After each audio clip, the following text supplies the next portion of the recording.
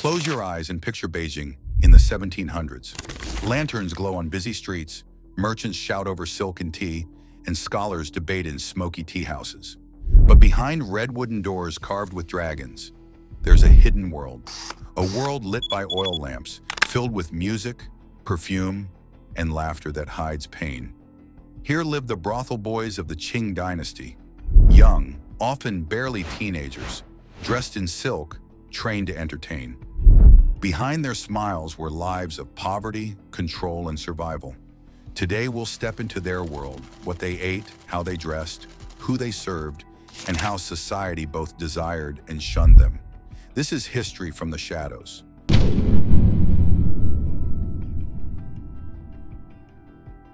The Qing Dynasty lasted from 1644 until 1912, making it the last imperial dynasty of China. It was an age of both tradition and transformation.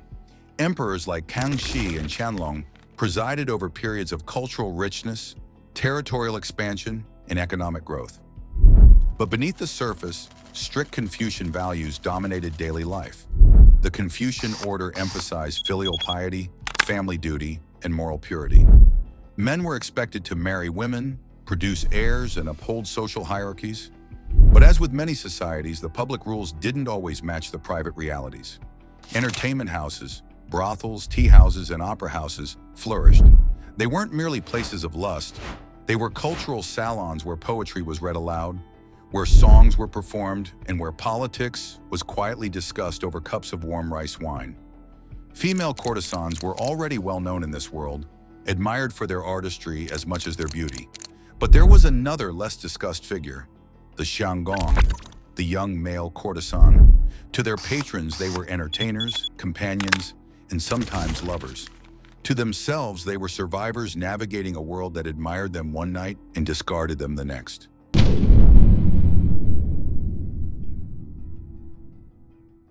So how did a child find himself in such a life? For many, it began with poverty. Imagine you are born in a peasant household in the countryside. Drought strikes, the harvest fails, and suddenly your family has nothing. Your parents have too many mouths to feed. One day, a middleman appears at your door.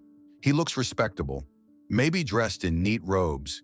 He tells your parents that he can give you a future. He says you will learn poetry, music, refined manners, skills fit for the cultured elite. He promises you will live in a fine house with good food and protection. Desperate to believe, your parents agree. They may even convince themselves that they are saving you from starvation. But the truth is harsher. You are not going to school. You are being sold to a brothel. When you arrive, your old life vanishes. Your childhood name is replaced with something delicate and poetic. Fragrant orchid, spring willow, jade spring. These names aren't just nicknames. They are brands. You are no longer someone's son. You are a product to be trained, displayed, and sold. Your appearance is transformed. Your hair is styled into soft buns or flowing locks. Your face is powdered white to erase the tan of peasant life. Rouge is brushed onto your lips, making them look delicate, almost feminine. You are dressed in embroidered silk robes, bright with colors that you never saw in your village. You look in the mirror and barely recognize yourself.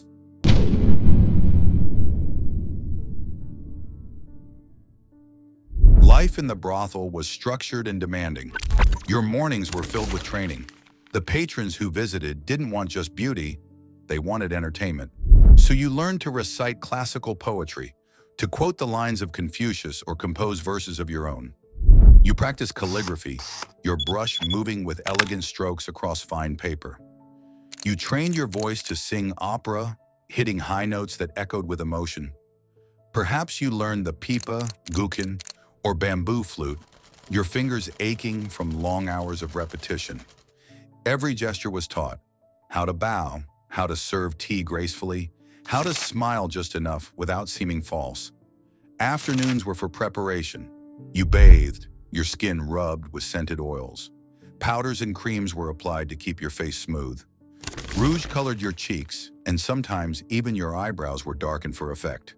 Your robes were selected, silk embroidered with cranes, peonies, or phoenixes. The goal was to look less like a farm boy and more like a work of art. And then came the evening, when the real work began. The lanterns were lit, casting warm glows on painted screens. Patrons arrived in groups, laughing, boasting, and sometimes already half drunk. A scholar might sit down to hear you recite poetry. A merchant might request a song. An official might simply want to watch you pour his wine with elegant hands. You played many roles in one night: musician, poet, servant, companion. Sometimes you were admired like a jewel, with compliments showered on you. Other times you were treated like property, your worth measured only by how well you pleased.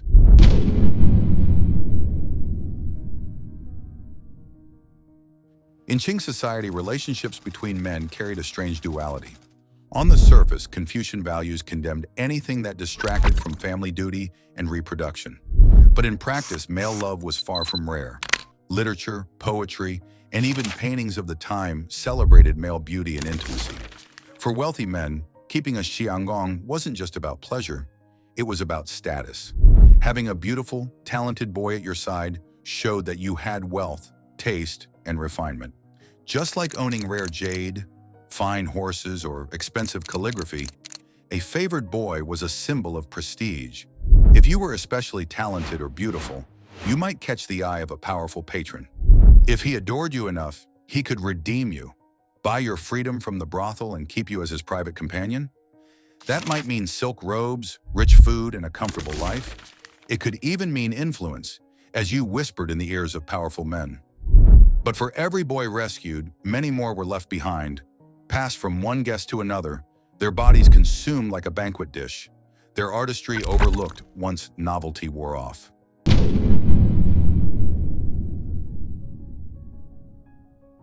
To an outsider, the life of a brothel boy might look glamorous. Compared to the endless toil of farming, you had silk robes, perfume baths, and feasts of food. You sang to applause, your name whispered by men of power. But beneath the glitter was a world of hardship. Your life was controlled by the brothel owner. Your schedule, your earnings, even your name, none of it belonged to you. Disobedience meant punishment, a beating, confinement, sometimes worse.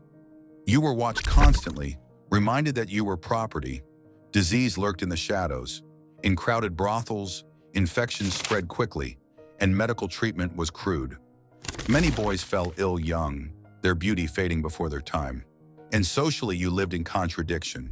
Patrons praised you in private, comparing your beauty to jade or orchids. But in public, they mocked you as shameful, unmanly, and corrupting.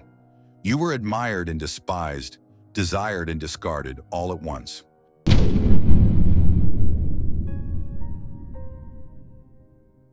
And yet, even in this harsh world, humanity found ways to shine. Some boys truly rose above. A gifted singer might gain fame, drawing crowds outside the brothel just to hear his voice. A skilled actor could transition from the brothel stage to the opera stage, where audiences adored him as a cultural star. In these rare cases, beauty and talent became a path to independence. There were also stories of genuine affection. Some patrons, despite the power imbalance, truly loved their companions. They wrote poetry for them, protected them, and gave them comfortable lives. A few boys retired with small fortunes, land, or businesses of their own, able to live with dignity. But these were exceptions, not the rule. For most, the brothel was a place of brief brightness and long shadows.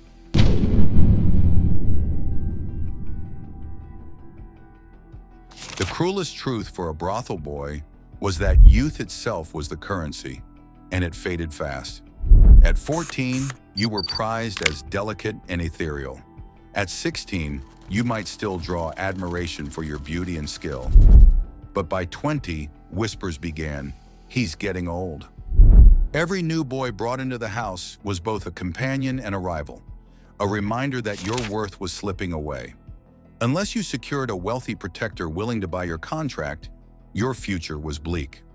Some were cast into cheaper establishments, forced to serve rougher clients for less pay. Others were thrown out entirely, left with no savings and no family to take them back. You had been trained in poetry, music, and etiquette, skills refined to perfection in the brothel. But outside, they meant little. Respectable society wanted nothing to do with you. A few managed to reinvent themselves as opera singers, actors, or companions to patrons who truly cared. But for most, aging meant poverty, obscurity, and a life that burned brightly in youth, only to fade into shadow.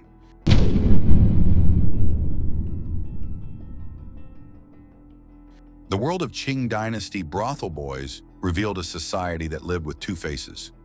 In public, men upheld Confucian order, marriage, family duty, chastity, and morality. Officials delivered stern lectures on virtue. Scholars filled pages with essays warning against temptation. Respectable life demanded obedience to these values. But behind closed doors, many of these same men indulged in what they condemned. Brothels glowed at night, filled with music, incense, and boys whose beauty was praised as delicate and rare. Officials, merchants, and scholars all came seeking escape, flattery, and forbidden pleasure. This hypocrisy wasn't hidden completely. Poets compared boys to blossoms, pearls, and jade, celebrating their voices and movements with romantic imagery. At the same time, satirical plays openly mocked officials who preached morality by day but slipped into brothels by night. Audiences laughed knowingly. Everyone recognized the truth. For the boys, this contradiction was bitter. In the evenings, you might be praised like a treasure, wrapped in silk, your songs admired, your company desired. But when morning came, those same patrons would turn away. In the daylight world, you were invisible, dismissed as shameful, effeminate, and unworthy of respect. This was the paradox of your existence, both adored and despised, embraced in secret but erased in public. In many ways, you mirrored the dynasty itself, a culture caught between the rigid mask of morality and the irresistible pull of hidden desire.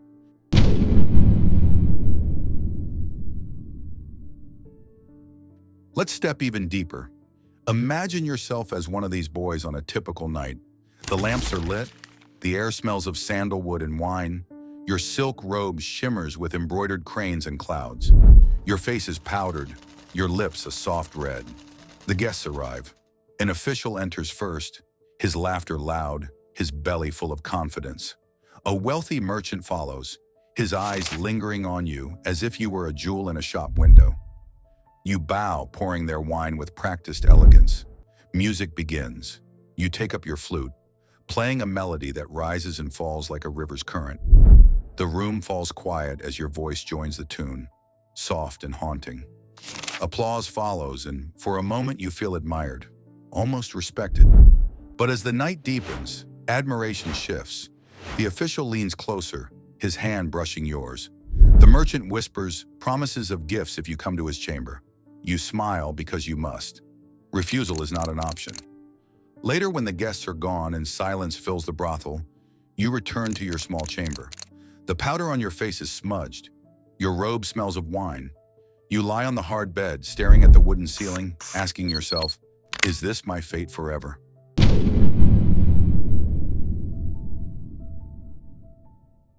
So why tell this story? Why look into such a hidden, painful world? Because history isn't only about emperors, generals, and wars. It's about the forgotten, the powerless, the ones who lived in the margins. Their lives remind us that the past was full of complexity, desire and despair, beauty and exploitation, art and hypocrisy. The brothel boys of the Qing Dynasty challenge us to see history not as neat moral lessons, but as messy human stories. Stories of survival, contradiction, and longing. If you had lived as a brothel boy in the Qing Dynasty, your life would be a paradox. By day, you'd be scorned by a society that praised morality. By night, you'd be adored, draped in silk, and celebrated by the very men who condemned you. You would know fleeting moments of luxury, of affection, perhaps even of love, but always with the risk of abandonment, always walking a thin line between admiration and disgrace. Your life would be short, intense, and precarious, like a candle burning brightly in a drafty room, beautiful for a moment before being snuffed out.